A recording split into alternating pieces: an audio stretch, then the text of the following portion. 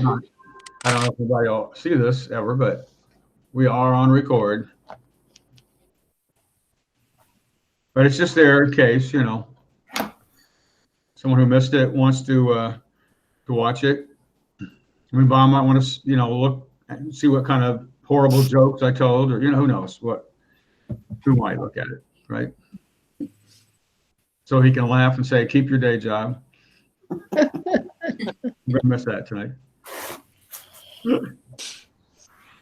We are, once again tonight, in the book of Philippians. We are in Philippians. We are in chapter 1. And I'm going to jump in at verse 9 here in just a moment. Philippians 1.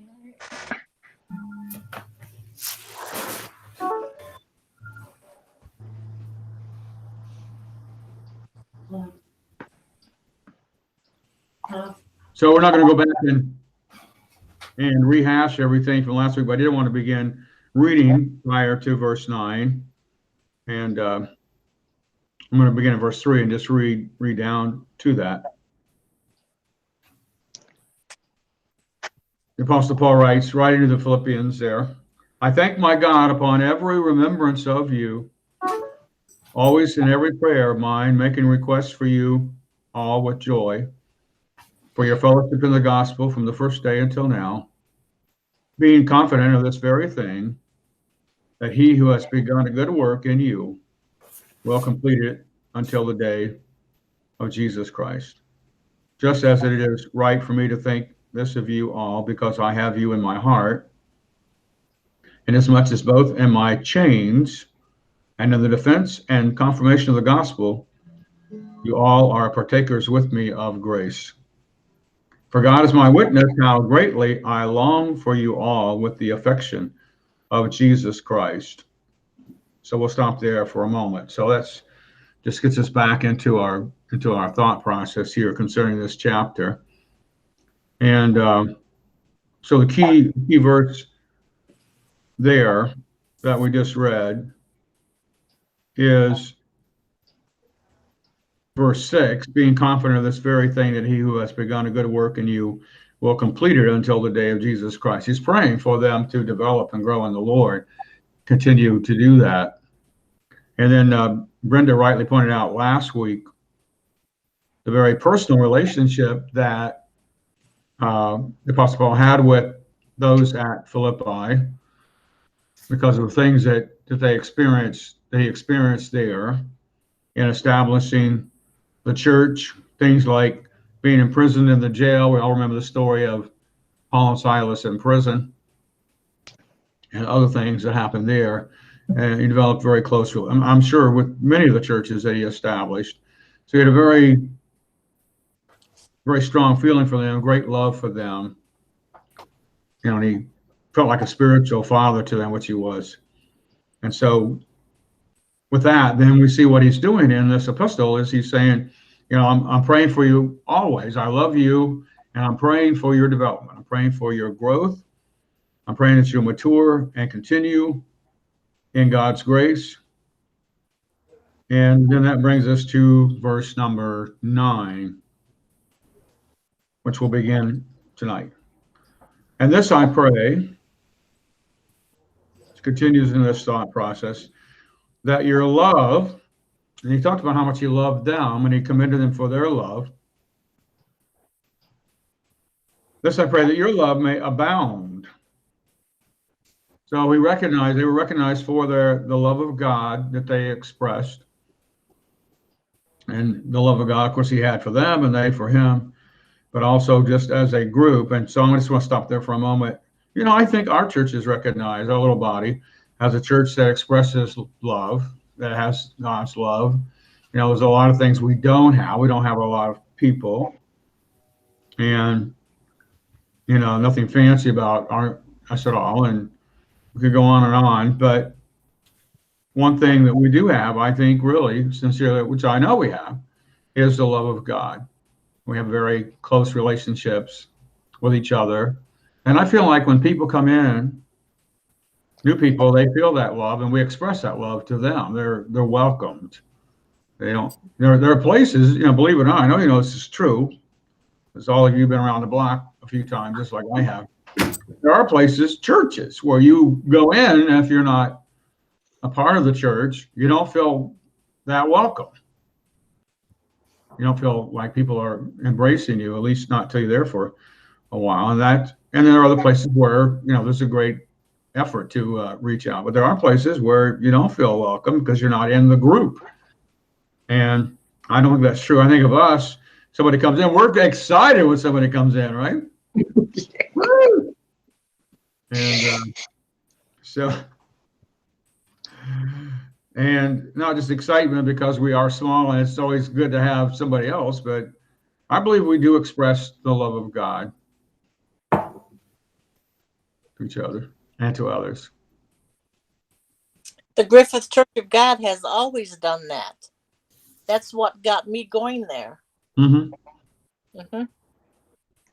Yeah, and I felt that from the beginning, from my 15 years. It is 15 years now, I can say that. As of last Saturday, I guess that's what Ethel told me. I knew it was the first weekend in December 2005. But she said specifically it was, I guess it would have been, because that was the 5th, December 5th. So 15 years is a long time. And I've always felt from the beginning the love that you have, that was present then and it's still there. I mean, you can't fake that. I know you guys love me, so don't try to hide it. I know it's true. Don't deny it, right? Donna, shut herself off. Donna, shut herself off. Now that's funny. I was trying to be serious there, and that was that was funny. She was overwhelmed by, oh, you got to be kidding. She turns her video off. Like, oh, I don't know if we love him or not. I'm not sure. So, just kidding. But we have been known for, I think, expressing God's love to people. I mean, all those years ago, I don't know when Donna started. I know it was before I did. So whenever that was, she felt that love. And all of you that came in when you did, some of you a little more recently, not recent, but more recently than the rest of us. Brenda hopefully felt that and still feels that. And Annie more recently, although it's been a while now. Wow, I don't know how many Annie could tell us, but it's been a year.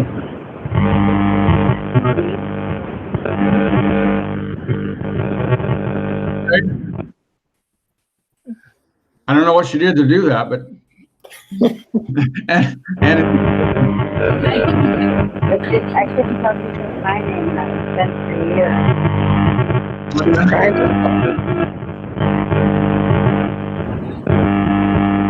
She's talked. Is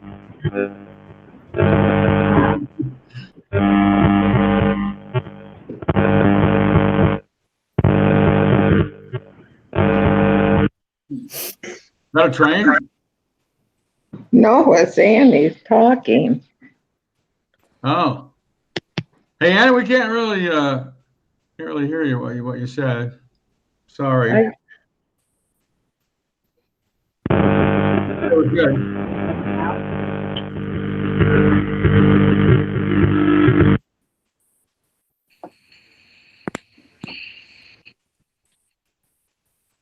Okay. Anyway, so the love of God is something that we, I think, demonstrate and experience. And so here's his prayer, Apostle Paul, for the Philippians. And of course, this is God's desire for us as well. And we should pray this for one another, that your love may abound still more and more. So even though we do have love for each other and for others and for God, it's something that can increase. It can be more.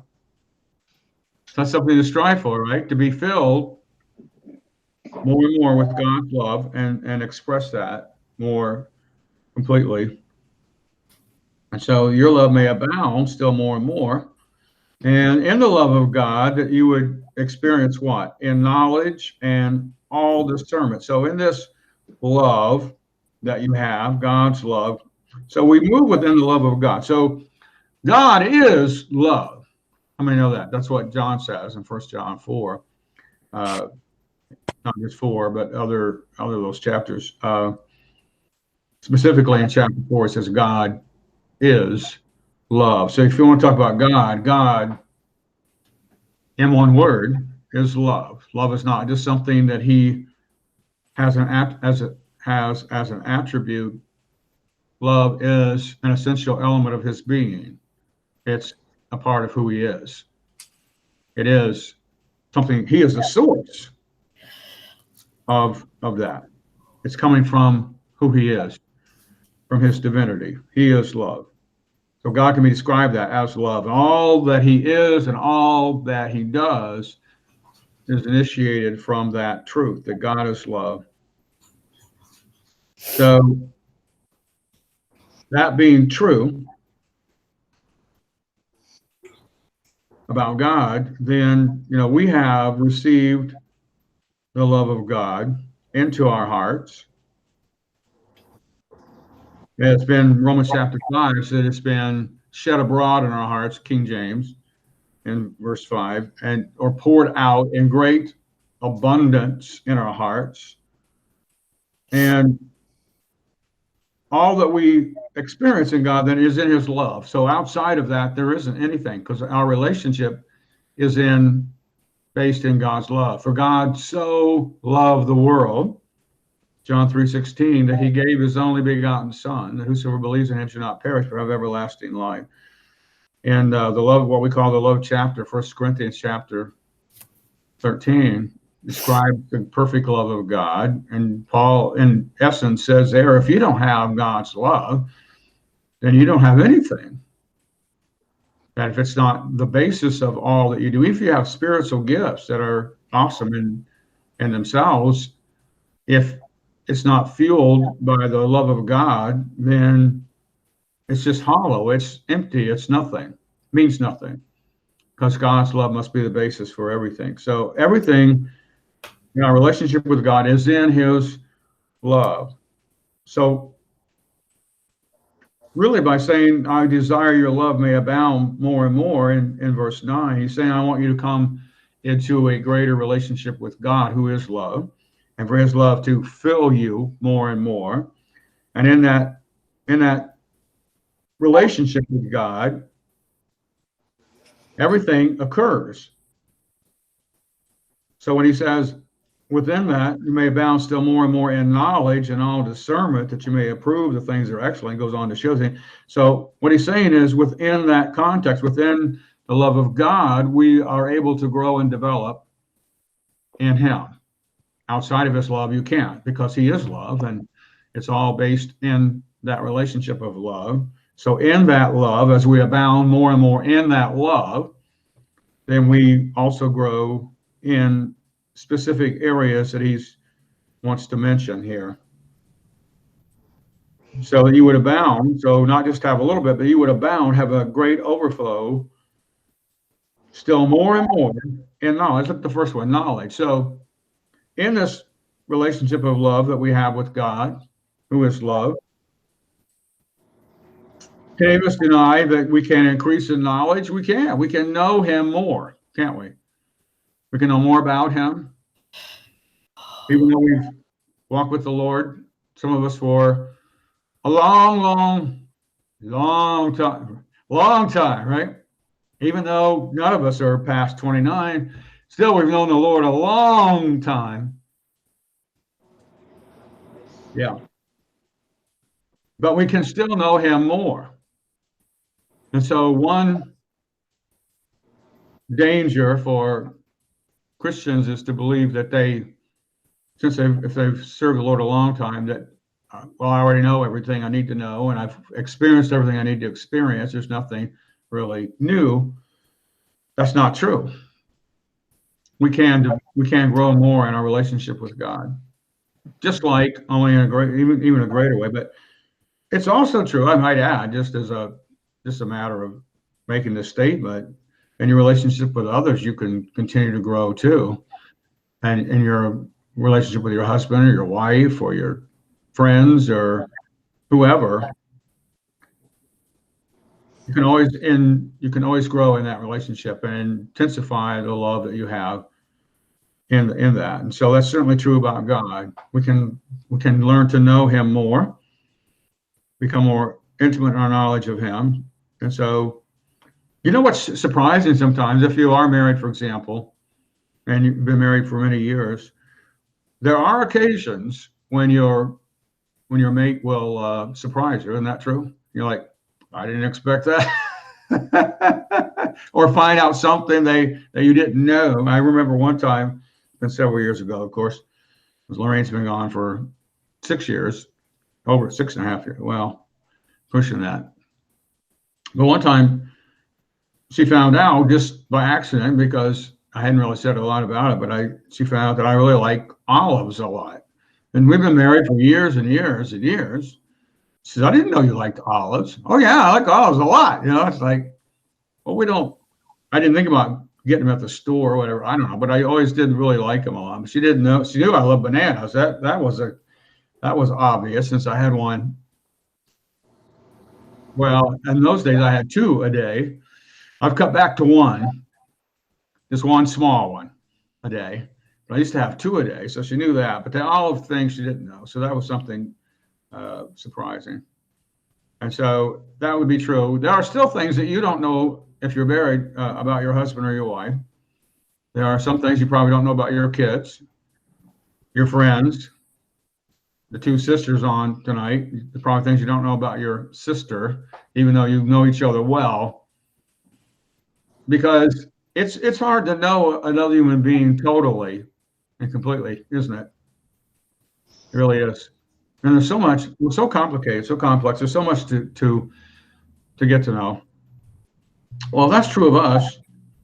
Just think in terms of God who is so infinite in everything. I mean, there's a long way to go in knowing him, right? In knowing him. And so a part of the process that we're going through now on the earth as we prepare to go to heaven is to grow and develop in our relationship with God continually. And part of that is coming to know him better. So more and more in knowledge, spiritual knowledge, not only of God, but of spiritual things. And we may have read through the Bible several times in our lifetime and heard, I mean, I couldn't give you an approximate count on how many sermons I have heard over the years, how many teachings I've heard, study sessions. I can't even tell you how many sermons I've preached personally, a lot. But ones I've heard from others, it's just, I couldn't begin to tell you.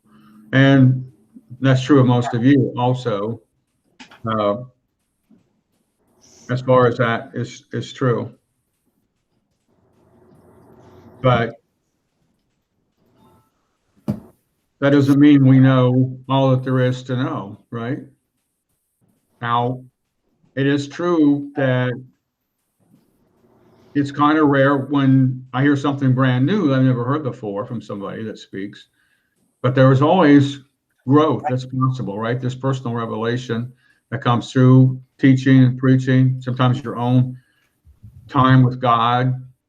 I know you know this is true as you study God's word, even though you've looked at it over and over again. Sometimes at a particular moment in time, a particular verse will jump out at you and give you a little different shade of meaning that you didn't see before, either because of just directly God's Spirit reveals it to you, or through a message, a sermon, or a teaching, or whatever. It just comes out. And because it's always fresh and new. There's always more to know. There's always more to know. And so when it comes to spiritual things, and that's true if someone has a PhD in theology, there's still more to know about spiritual things. And so he says, what I'm praying for you is that within that context of love, your love may abound, which leads to what? Your love abounds between you and God, between you and one another, and between you and those in the world. Then also in that relationship of love will come also, hopefully, my prayer is additional spiritual knowledge. And then he uses the word discernment. We know what discernment is, to recognize something, to be aware of, to understand. One of the gifts of the Spirit that we studied in 1 Corinthians chapter 12, we talked about the gifts of the Spirit. One of those is discernment, right? Discernment of spirits. So knowing when something is of God and when something is not. If you have that gift working in your life through the Holy Spirit, then you have a sensitivity towards whether something is of God or of the enemy, because the enemy tries to deceive us. That can take the form of a person who is supposed to be a teacher or preacher or whatever. That can take the form of a particular sermon teaching or preaching or doctrine that just is not, or a so-called expression of the Spirit as far as the gifts, a message in tongues, or a prophecy, or a word of knowledge, or wisdom. Those things come. How many of those things come from God? Those are a part of what we study. But there are also those things that are not of God, because the devil likes to imitate God, and he puts out things that are not of God to deceive people. The Bible is clear about that. In the last days, there are going to be false teachers and prophets, et cetera, and teachings, and we have to be aware of that. And so I know some people are gullible and think, well, anything that supposedly of the Spirit, they just want to believe, but you have to be able to discern those things. Is this really from God or not? And one test of that, of course, is, does it line up with God's word? If it doesn't, then it's not from God. Another way, of course, is the Holy Spirit reveals that. And when we talked about the gifts of the Spirit, most of those things that are discussed there, everyone has some of those capabilities in the Spirit to a certain degree, such as discernment. All of us should have some discernment, right? We should have some recognition. But when it's a gift of the Spirit or manifestation of the Spirit, it takes it to a higher level and a greater degree through the power of the Spirit. That person can recognize that when others do not recognize that something's from the enemy or from God. So, but here he's talking about all discernment. So what he wants us to grow in what? Spiritual knowledge, and then discernment of what God is saying to us as individuals or as a church, and also what the enemy might be. Wait a minute. That's important, right? For us to recognize what the enemy is up to. Yes. And that's really important.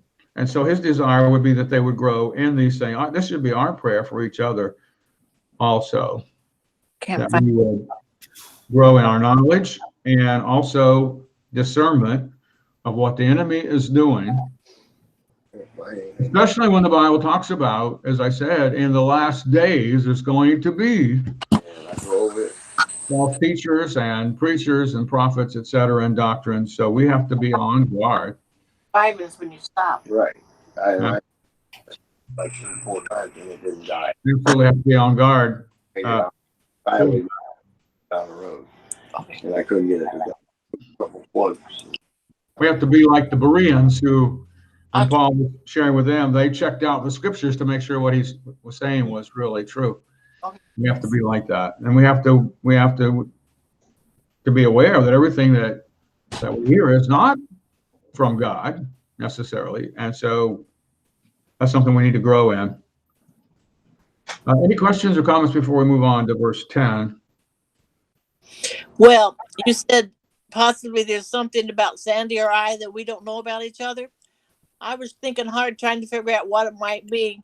I don't think there's too much that we don't know about each other. Well, you just don't know. That You just don't know what you don't know.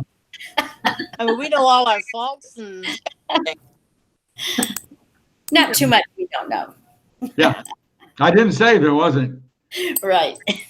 I didn't say there was a lot, but there are things we don't know about anybody. That's right. That's Yeah. right. but Yeah. let's look at God, yet He knows every little thing about all of us. Yes, he does. You know, Absolutely. No, I'm glad you brought that out, because he is the only one who knows us completely and totally. So there's no point in trying to put on a good face for God or deceive God, right? You can't fool God. I mean, everybody else, you can kind of That doesn't mean we're deceptive. But most people don't just share everything that they're going through or they're thinking or whatever. We talked about that Sunday when I preached. You know, every thought that goes through your head, you might not necessarily want to share some of those things with everybody. Yeah. Yeah. And I give you some examples Sunday. Another one is, you know, which is really hard. You know, somebody has a new baby and they, you know, what do you think? You know, oh, wow, that's nice. That's a, you know, the ugliest baby I ever seen. But you can't tell them that,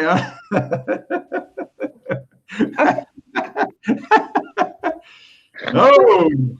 No. Wow. And it doesn't necessarily have to be a baby. It could be somebody's, you know, boyfriend or girlfriend or husband or wife or what. That's your husband. Oh, I wasn't expecting that. Oh, wow. We won't go there. Beauty is in the eye of the beholder, right? Yep. It is. There are thoughts. I mean, even simple little things like, you know, you say you know everything about each other, but are you totally honest if Donna whips up something, you know, and you guys get together for Thanksgiving or Christmas and it really doesn't taste absolutely like you'd like, Sandy, do you really tell her, you know what, that stinks? You don't say that. You try to make the best of it, right? Mm. No, they tell me. Keep my mouth shut. Yeah. Okay. They tell me. They have to tell me. Otherwise, if they say they like it, I might keep on making it. That's true. Yeah. Oh, you know, I tell you, just not in front of everybody. You know, Yeah. I tell you. There Wait you there. go. Okay. We do try to spare people's feelings. We don't tell them everything that goes through our head, usually. Right. Right. Right. Yeah. Even strangers, you know. Hmm? Hey, Sandy got a dog in front of her. Yeah.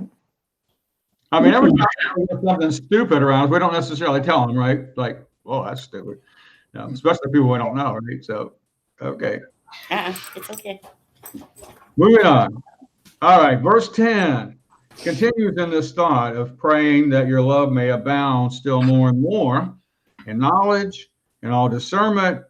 And he goes on that as you grow in love, that you may approve the things that are excellent. What does it mean by that? You may approve. It means that you would demonstrate or give evidence your approval on the things that are excellent. So if you approve the things that are excellent, that means that that's what's present in your life. You're giving the evidence of that. Because, you know, if we don't approve of things, we don't. Well, look who's here. It's Bob.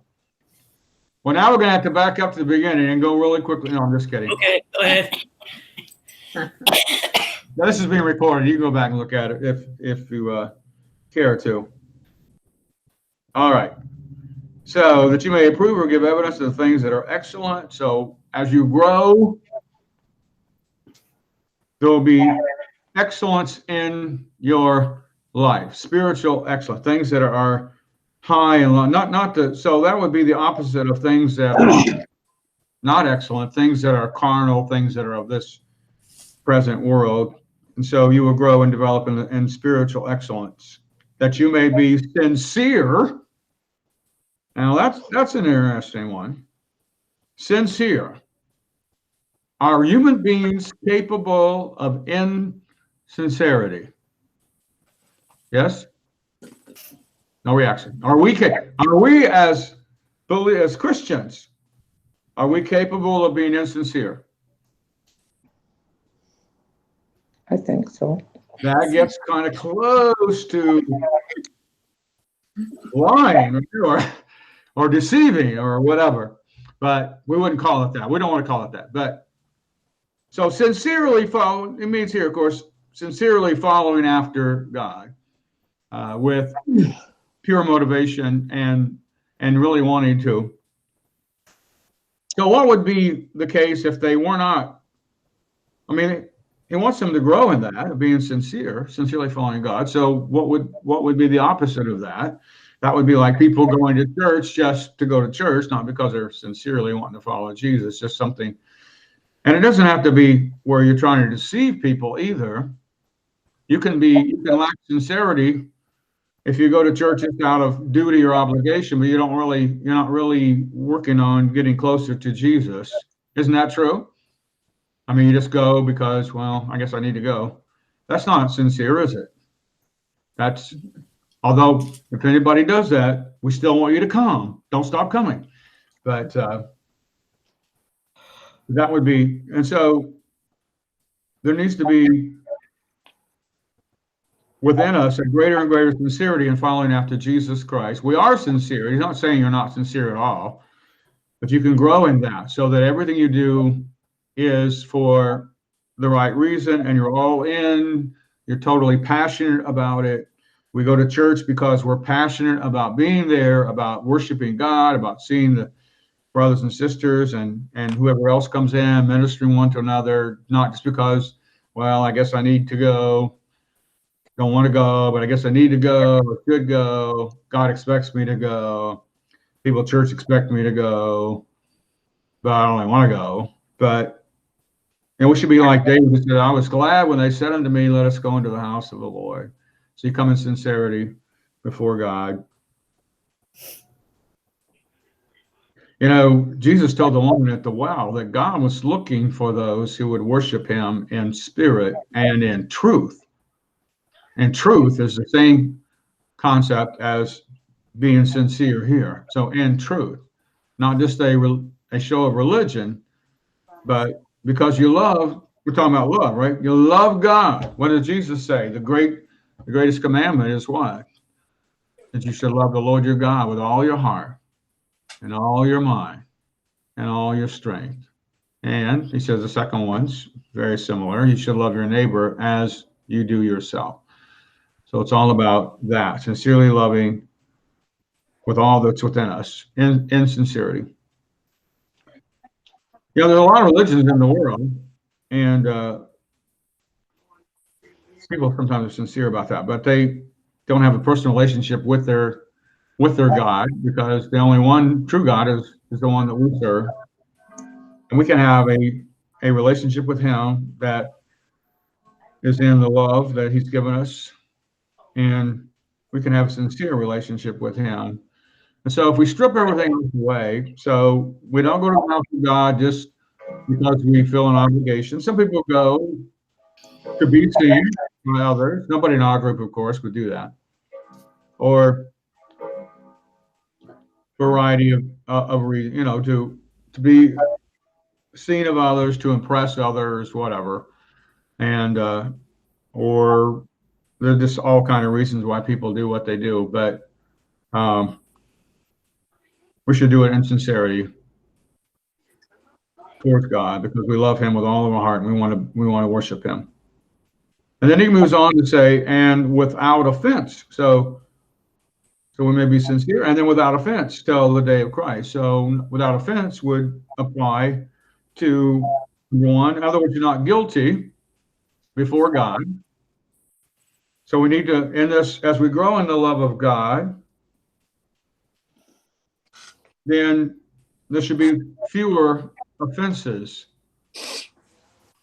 In other words, as we grow in the Lord, we get a handle on the things that tempt us. We never reach perfection here on the earth. How many know that? I've said that so many times. And you people are as close to perfect as possible, but not quite there yet. So, because no one can be. Was that sincere? You are very special people. I'm very, very close to perfect. So I mean that from my heart. But perfection is not possible here. My grandsons think so too. Think so about what? Me. Yeah, Not perfect. yeah. He thinks you're just about perfect too, right? Yeah. Absolutely. That's good when people think that. Yeah. So without offense, not breaking any laws, so not breaking the laws of God. And so our relationship, so we improve and we get we improve, and it's able for, so we don't, perfection is not possible. We established that, but we shouldn't still be making the same mistakes over and over again, should we? Mm-mm. We shouldn't. We should be able to overcome temptations that we deal with. God has given us the ability to do that through His Word and through the Spirit of God. It's a process. And again, we never reach perfection. But God never intended for us just to stand still either and never make any progress. In fact, it's been said, and it probably is, I would say, is true, that you can't actually just stand still. If you're not moving forward, then you actually are moving backwards. So we don't want to do that. I mean, well, that's a tragedy if we look back and say, years ago, I used to be more spiritual. I used to have more love. I used to be able to overcome my weaknesses to a greater degree. That's sad if we look back and say that, right? We should be growing all the time. Even at this stage in life that we're all at, we should continue to grow in the Lord Jesus Christ and gain more strength and power, not in ourselves, of course, but through the power of His Spirit. So it comes to surrendering more and more to the Holy Spirit working in our life. That strengthens us. And of course, getting more and more into the Word of God and allowing it to change and transform us. We're able to grow and develop. And so without offense. So towards God is number one. Number two, towards others. We should not offend others either. Now, I know that's impossible to do 100% of the time. But again, not only sinning against God, but also being offensive to other people because we do them wrong. So we don't want to keep wronging people. I know it's hard to believe, but all of us at times wrong other people, don't we? We do something that's wrong against them. And we can grow in that. So without offense. So the concept is to grow so that we don't have offense toward God or towards others. And when we do, of course, what do? We don't. And then we're going to leave on from this verse here till the day of Christ. But we're not perfect. So when we do mess up, we pray and ask God to forgive. We don't let anything linger. So an offense that hangs on is what we don't want. So two things. I'm just rambling. I understand that. So just to put you back in focus. Number one, we should grow in the ability to overcome these things so that we don't offend God, we don't offend others as much. And then number two, the other way to look at this also is don't let something just stay there without making it right. And people do that. Sometimes people offend someone and they don't ever, or they offend God and they don't make it right. That's the worst possible scenario. You don't want that to happen. We want everything taken care of so that when we do make mistakes, which we do have someone we can go to. We can go to Jesus. John writes about that in 1 John. That we have an advocate with the Father, Jesus Christ. We go to Him and we have forgiveness because here's the good news. Not only did Jesus pay for the sins that we committed before we got saved, He also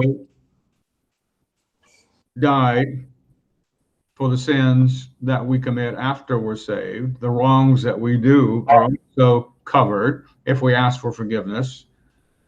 And isn't that wonderful to know that when we do make a mistake, that He is faithful to forgive us of our trespasses, because that's the kind of God that we serve. And so we want to be with our faith till the day of Christ. So nothing hanging over.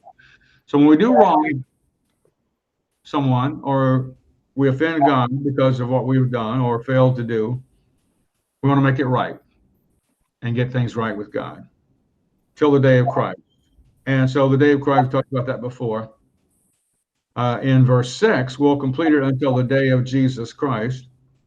So we're back to verse 6, being confident of this very thing, that he who has begun a good work in you will complete it until the day of Jesus Christ.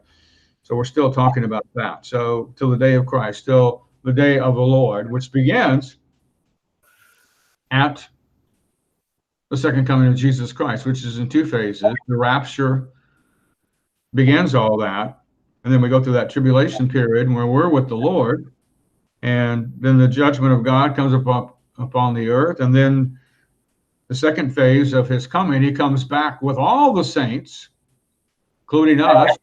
How many are going to be in that group? All right, coming back with the Lord, and it's Yes. going to be the Battle of Armageddon and all those things, and then everything will wrap up. Just got a text from Janice. Let's see what Janice has to say. Let's see. Can you please pray for Logan's dad? Logan is her grandson and fiance. So Logan's dad has someone else now, not her daughter, and has a fiance, and she's expecting a baby February 25th, but has been in the hospital. I guess they might be taking the baby tonight, but I don't know what's wrong. Okay. So she knows, of course, obviously knows Logan's dad. And so Logan's dad's fiance is having a baby. She wants us to pray about. So let's do that. Lord, we just pray for this request that James has given us. And we just pray, oh God, that you would minister to this need in the name of Jesus Christ, our Lord. And upon the Lord. Amen. Amen. Thank you, Jesus. Okay. Questions or comments?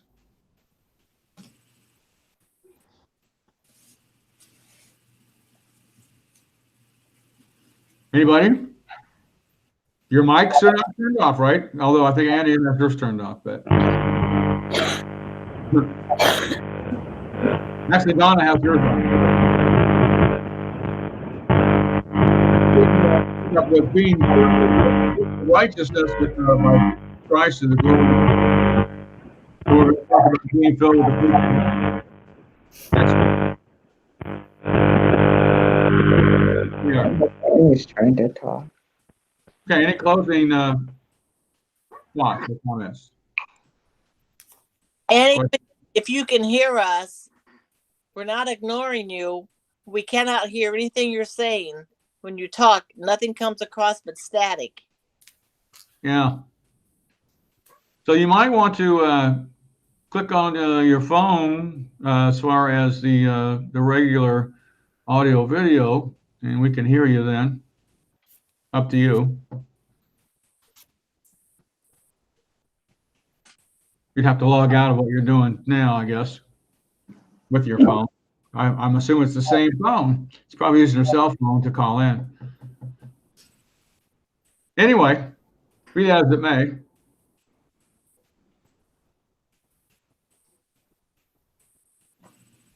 Everybody still with me? Yep. I'm going to turn the record part off.